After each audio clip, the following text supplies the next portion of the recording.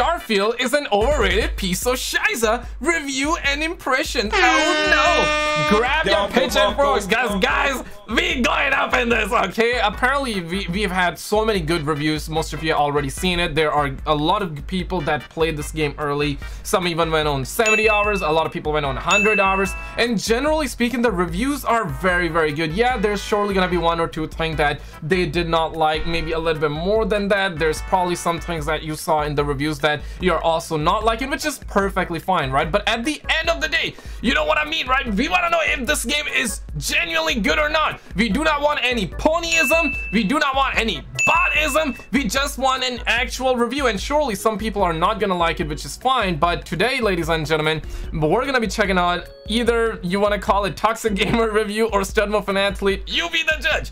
Apparently it ended up getting 87. We saw another Dorks review the other day, gave it like literal 0. We had IGN that gave it 7 out of 10. It was kind of average, right? But they were going from a completely different angle, and a lot of the bots, Xbox, got mad. They said that it's just IGN is being Sony pony. But I do know for the fact that Stud of an Athlete, the Ghost of 8, okay, he's a little bit toxic when it comes to Call of Duty as well.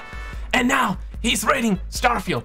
Let's actually get into it. Like this video, subscribe if you're brand new. Recently, you guys have been absolutely killing it, so love y'all for that. Let's check it out. Welcome to the video, fellow gamers. This is a review of Starfield, Toxic and Gamers. I am the Ghost of 8, and thank you for being here. I got an early copy of Starfield and have put over 70 hours. What? What? Oh shit! Oh shit! Okay, I'm pretending to be shocked. I actually heard him say that he got early copy. But man, this is truly wild. Emergency meeting immediately, ladies and gentlemen. Emergency meeting, okay? Because I personally call that cap. I think that's cap though. But if he actually got early copy, I mean, GG's, bro. I gotta clap up for the homie 8 Thoughts. I'm happy for the homie 8 Thoughts. Maybe he got it from the PR team.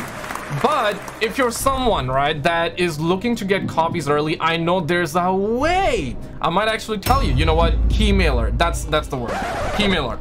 If you want to get early games in the future, Keymailer might actually be your friend, because a lot of people are using it, but you need to have a decent following on at least one platform, right? And you want to make sure that you have 0 gram of toxic content, because if they find 1 gram of toxic content on your page, you're donezo, okay? They ain't giving you shiza. But the Ghost of 8 got like 5 tons of Call of Duty content that's toxic, so he got it. So there's chance, guys. There's a hope. There's hope. Hours into the game, and like I said in the intro, I cannot recommend to people to buy this game and waste their money. The reviews you are seeing right now early on are fanboys or people who are compromised in the gaming community because they get benefits from gaming companies and get early copies of the game and do not want to speak ill of the game and risk the chance of losing the privileges of having early copies to review. Damn. So these reviews— what a guy. He's risking his career right now. Damn, son. He's risking his channel right now, though. That's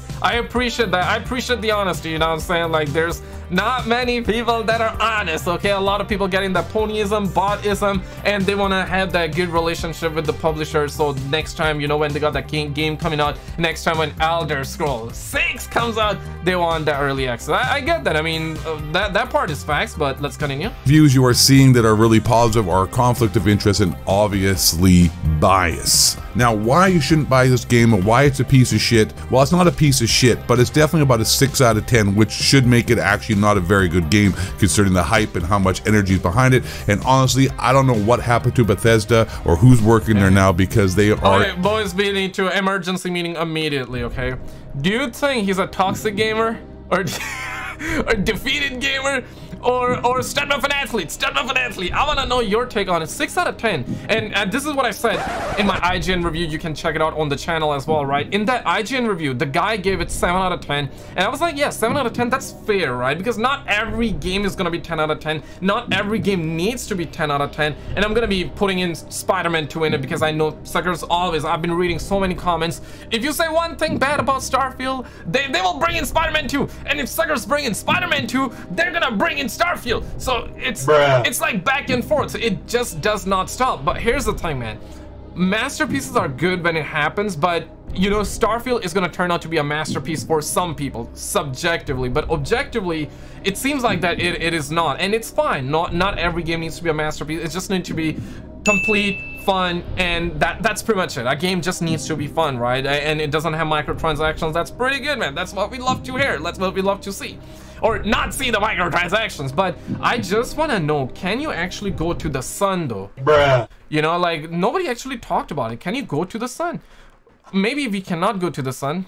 If we cannot, then what about going to the sun at night? I guess we can go to the sun at night, guys. Are a former shell of their great self that they once used to be. So why is the game bad? First of all, the most important thing is that it's going to take you up to 12 to even 15 hours before the game becomes fun or entertaining. There is so much nonsense at the beginning, so much ridiculousness that limits the actual... I did hear that from other reviewers as well. Like, other reviewers also did say that, but they did not use that point in terms of like full-blown negative mode, right? They just said that, yeah, you just gotta go through that. That's kind of like the intro, and then it will be fun. It seems like that the homie AT is like, okay, that's gonna be the big point. Enjoying the game by making... he's using that as a big point, rather. You jump through so many hoops and working so hard and doing monotonous and boring tasks to get any skill points to rank up your character where you actually can do anything. Now, the Starfield's problems are also very, very obvious. First thing, it's a spaceship game. You know what the problem is, though? You can't fly around in your spaceship any... What? What? Huh? You cannot? Bruh. Anywhere at all except just in the atmosphere outside of the planet with nothing to look at except just maybe different color planets. So you actually can't even fly around your plane or your spaceship, for that matter, anywhere but outside of the planets. Everything is fast travel. It is basically open the map, click on it, boom. I mean, listen, I feel like there's some suckers actually believe that it's gonna be like open world kind of thing, and maybe it is. To a certain degree, it kind of is, but obviously there's gonna be limitations. Yeah, recently we heard that there are like invisible walls, you know what I'm saying? Yeah, invisible walls. Surely there will be stuff like that. Like, what y'all think? We're not living in 2077, guys. Like, technology has advanced. Yes, it did, but it has not advanced. You would need a PlayStation 200, or in this case, it's an Xbox exclusive, so it's not gonna be on PlayStation 200. You would need an Xbox Series extra large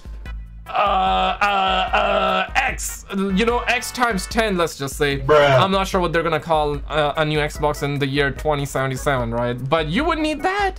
It just cannot work like that, bro. Like, 1,000 planets. You're at the planet, and even more so than that, you don't have to do cutscene. You can simply just travel from planet to planet by pressing. You open your map, go to the planet. Next thing you know, boom, you're at the planet. You don't actually get to fly around space or experience the actual traveling to a planet. You can't just be like, oh hey, look at that. There's a cool planet over there. I want to travel to it. Nope, can't do that. Another thing too is that the planets, for the most part, are boring and empty, unlike previous games like Skyrim or Fallout 4, where the landscape was... This was kind of expected, and we did talk about it during the IGN review as well. Yeah, 1,000 planets, surely 900 of them are gonna be emptied.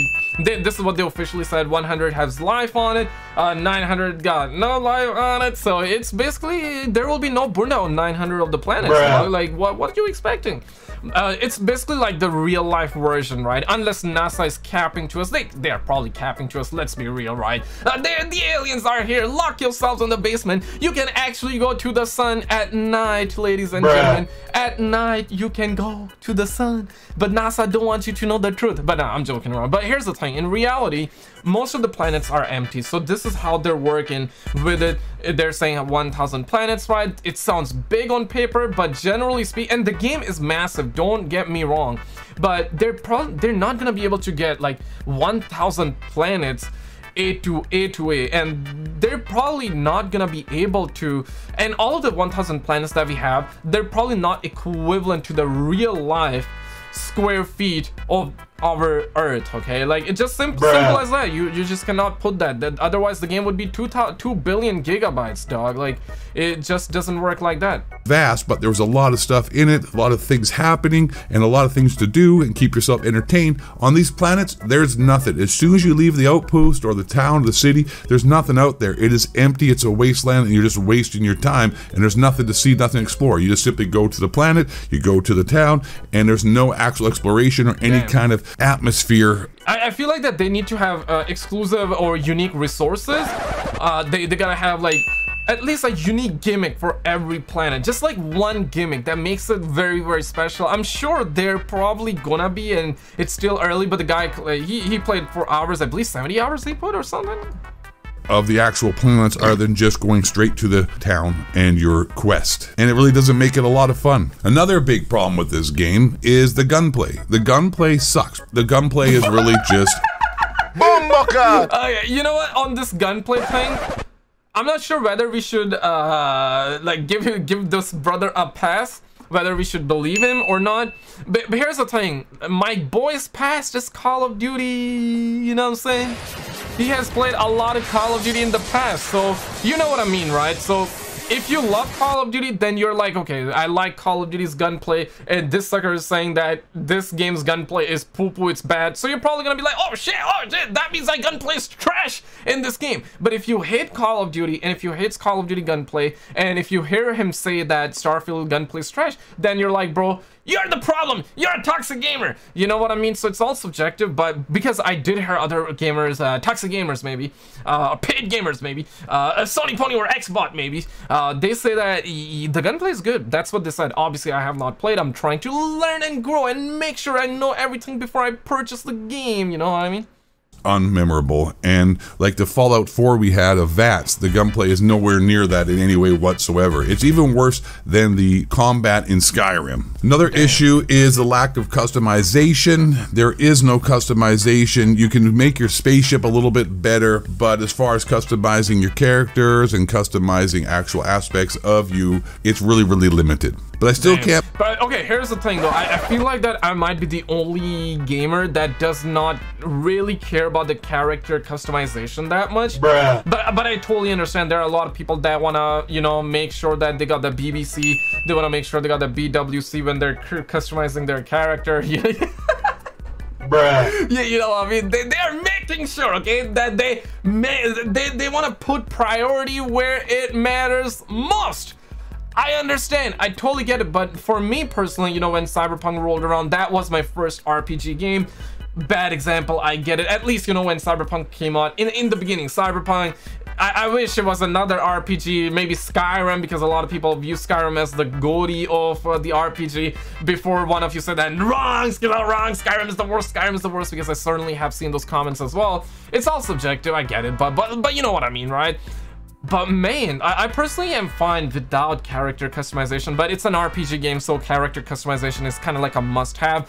Even if you give me, I'm just gonna be spending like, what, 2 minutes, 5 minutes, just boom, boom, boom, tack, tack, tack, tack, tack, and just jump into the game. That's what I personally care about, but I get it that a lot of people do care about it, so if it's minimal, then it might, should not be a deal breaker, but it can be, I guess, maybe. You let me know, though. I can't believe there's no flying in the atmosphere. You can only pilot your ship in space. Like, you cannot fly in the atmosphere. You fly around a little bit in space, but you actually can't fly anywhere. It's like as if you're stuck in a freaking closet with invisible walls. Damn. It's just ridiculous.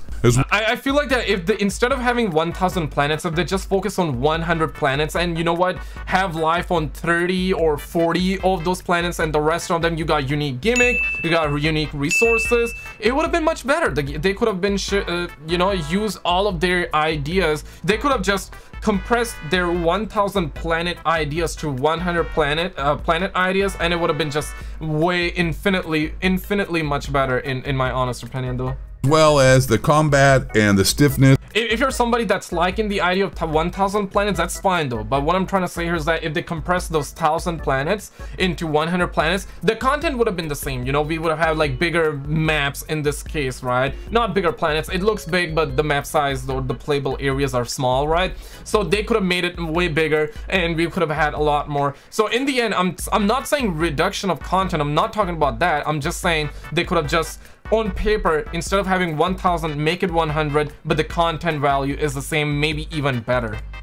The movement of the characters is really bad and still is stuck somewhere in 2010. Well, video games have passed and surpassed Bethesda, and other development studios have done such a better job. Bethesda seems to be stuck back in the early 2000s with their character models, their facial animations, and their actual movements. So it's if you're playing the game right now, you liking it or what? Really stupid, because like I said, the game starts off really boring and will take up to 12 hours before it even becomes slightly interesting, if not more. I mean, it took me up to 15 hours, honestly. Some people said they got there in 12. I saw IGN's review and they said the same thing, but it took me even longer. Yeah, a lot of reviews. I've seen a lot of reviews. I've even seen like the good reviews where the guys just giving like their honest or you know what, positive, honest reviews, and they're saying, yeah, the game is good. That's basically what I'm getting at.